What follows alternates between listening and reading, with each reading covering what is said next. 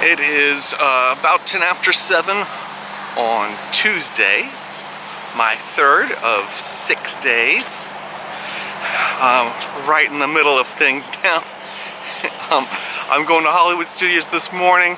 Gonna have basically a half day there. I'm gonna have lunch at Sci-Fi Dine-In, and then I'm hitting Disney Springs tonight, doing Star Wars VR and Raglan Road for the first time. So I'm really looking forward to both of those things. Those I'm thinking those will both be real highlights of the trip.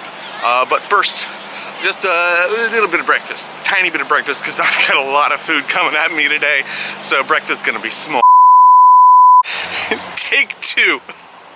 I'm running a little bit behind because the moment I got onto the bus to take me over to Hollywood Studios, I immediately was gripped with the fact that I didn't have my bag with me.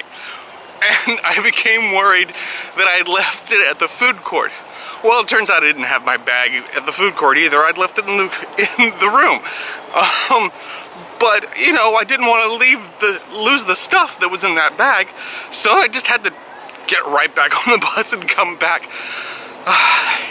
But it did bring up something that's a little bit concerning, is that I was unable, at least I don't know how, if somebody out there can tell me how, I'd love to know, to actually get in touch with someone at the resort, someone on site.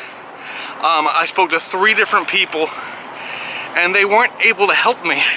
I mean, I got on the phone immediately after the bus left Pop Century, and finally, after talking to 3 people, the 3rd person basically just shrugged their shoulders and said they couldn't help me.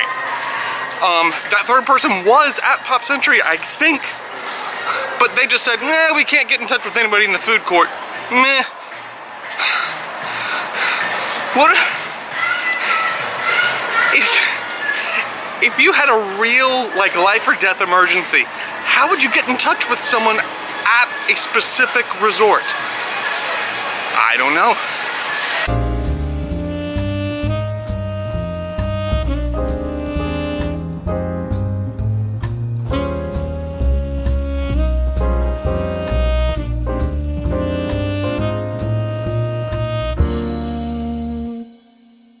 I mean, leave your coat at McDonald's.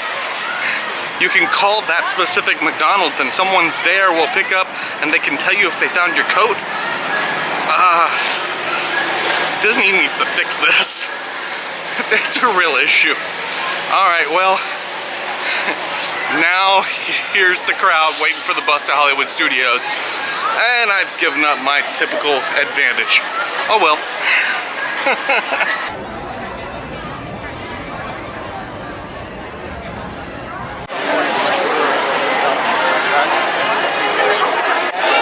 It certainly could be a lot worse. I mean, I wasted a lot of time this morning, but I could have been here.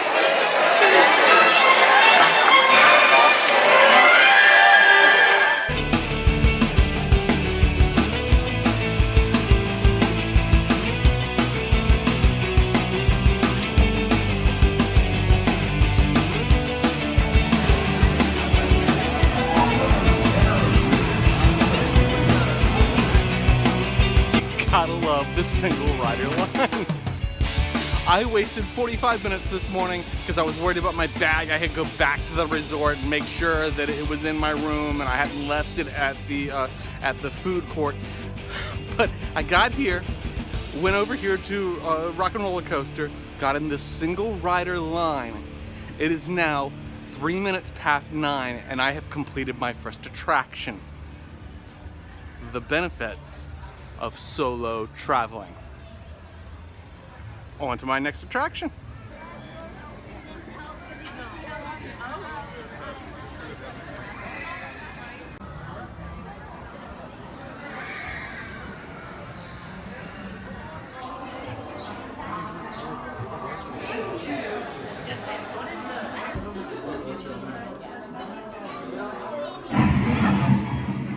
Alright, just to give you a good lay of the land on Grand Avenue, which is new to Hollywood Studios. Here is Sci-Fi Dine-In. It's just down the walk from the ABC commissary. Okay, I'm going to be eating there later today.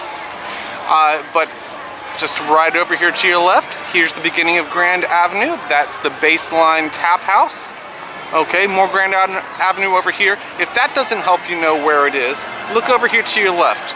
Here is Star Tours, right? And there's the Star Tours exit / gift shop. Okay, let's walk a little closer to Baseline Tap House. Right over here. It's not open yet. All right.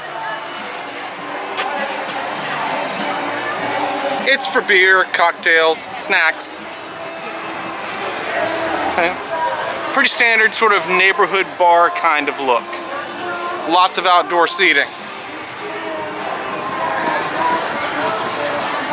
Let's have a look further into Grand Avenue. Goofy is greeting people across the way. Alright, see over here? That used to be Muppets Courtyard. Still kind of resembles what was Muppets Courtyard. See? Here it says Grand Avenue, 722 Grand Avenue right here on this building. Okay, my understanding is that this had to be set up with these buildings this way because these buildings were attached to the kitchen for Sci-Fi Dine-In. So they weren't actually able to destruct this area. They had to just sort of set it up again and make it amenable to the entrance that will eventually come right down here for Star Wars Galaxy's Edge. Let's get a look at some of the construction for Galaxy's Edge. It's starting to go up high.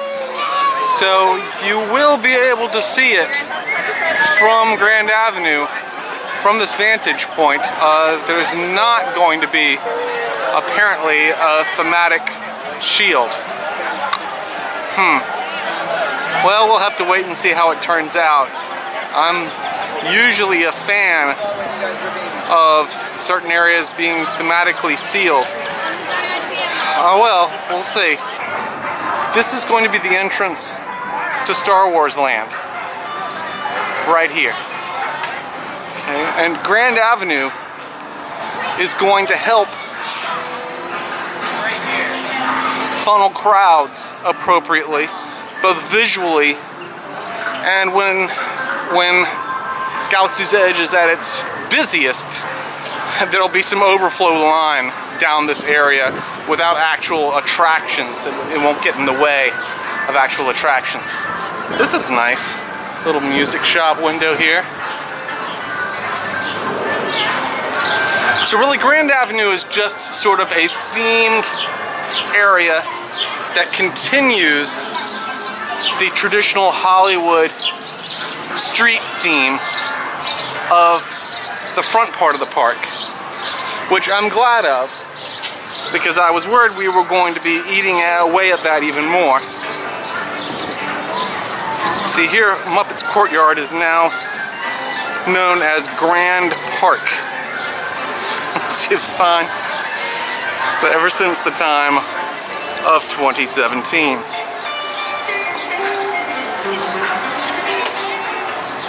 Pizza Rizzo is over here on the left, which is new, has not been getting great reviews. It's basically the same bad pizza that they were selling when it was Toy Story themed. Oh well.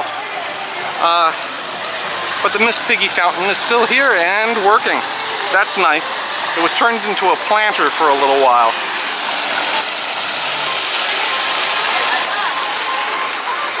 I'm gonna go do Muppet Vision 3D. No telling how long that's gonna last.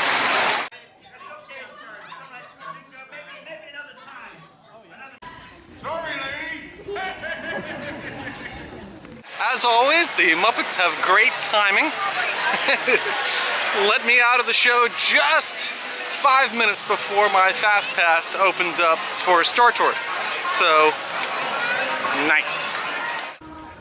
Okay, so I'm in the Fast Pass line for Star Tours. And right, you see I'm standing still and I'm outside. This is the Fast Pass line.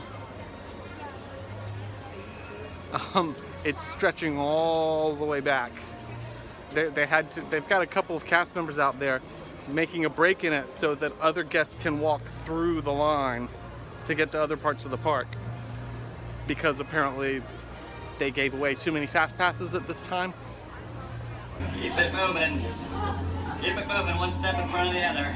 Nice job, pal. Move along, move along. Nicely done. You've done this before, haven't you? Your people seem to know what you're doing. Almost like you've been doing it all day long. I'm impressed.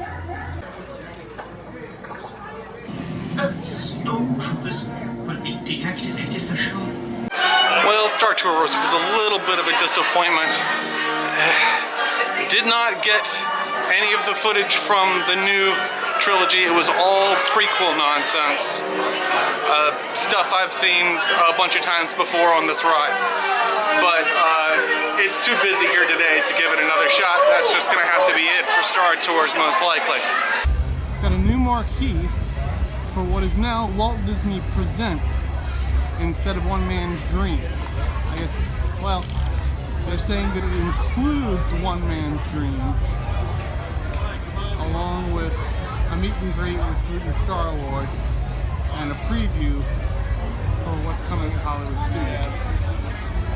It makes me think that they've just shrunk One Man's Dream and added these other things in. Let's have a look. You can see it.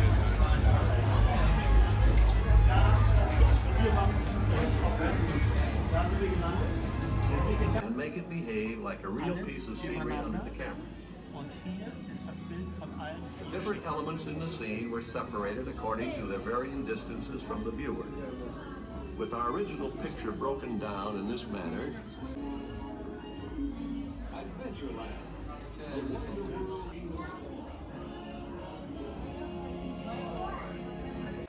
more construction. This is on Toy Story Land. Look, you can see they've made quite a bit of progress on this. It's supposed to open in June, near the end of June, I believe. June 30th?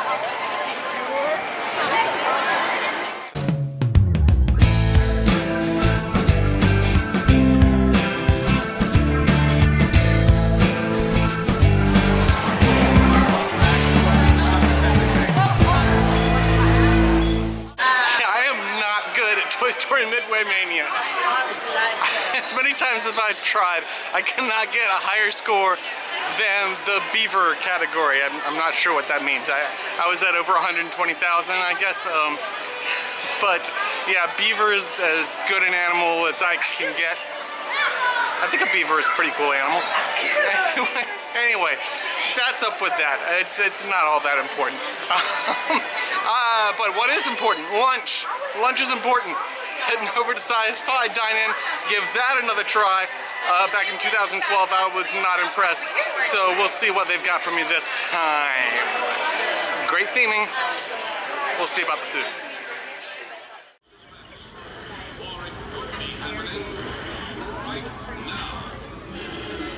Mr.